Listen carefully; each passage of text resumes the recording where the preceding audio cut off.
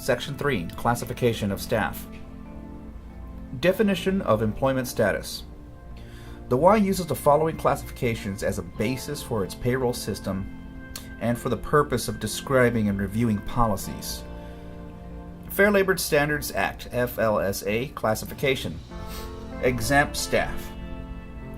Employees whose positions meet specific tests established by the FLSA and who are exempt from minimum wage and overtime pay requirements are exempt staff.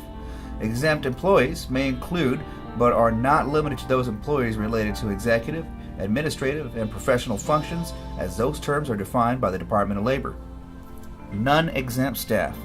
Employees whose duties do not meet FLSA exemption tests and who are paid in accordance with the minimum wage rate and overtime provisions of the law. Non-exempt employees must receive at least 1 1/2 times their regular pay rate of pay for all hours worked in excess of 40 hours in a work week. Part-time staff. Close to 90% of our staff at the Y are part-time. A part-time regular employee is an employee who is scheduled to work 28 hours or less in a work week on a regularly scheduled basis throughout the year. While part-time employees may occasionally work more than their scheduled hours in a particular work week or in a series of work weeks, that by itself will not change their regular schedule. While part-time employees are not eligible for any employment benefits offered by the YMCA, there are benefits such as those required by law and more that we will discuss in the next section. Employment. Outside employment. Employees may hold outside jobs as long as they meet the performance standards of their job with the YMCA of Austin.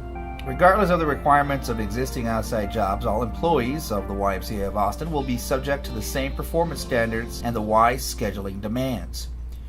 If the YMCA of Austin determines that an employee's outside work interferes with his or her performance or ability to meet the job requirements specified, the employee may be asked to terminate the outside employment if he or she wishes to remain with the YMCA of Austin.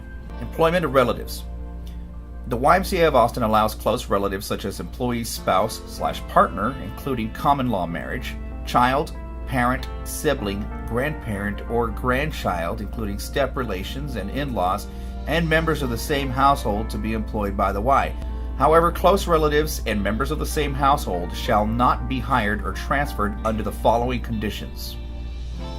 When one close relative or member of the same household would supervise or evaluate the other. When one close relative or member of the same household would supervise or evaluate the immediate supervisor of the other. Or when there is a security risk or conflict of interest presented by such employment.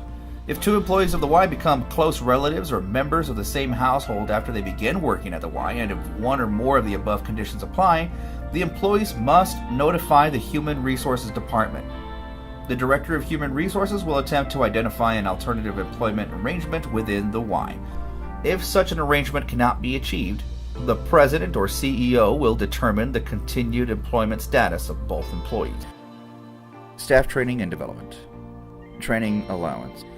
Attendance by non-exempt employees at meetings, seminars, or training programs shall be counted as working time unless the following 4 criteria are met. Number 1. Attendance is outside the employee's regular working hours. Number 2. Attendance is in fact voluntary. Number 3. The course, lecture, or meeting is not directly related to the employee's job.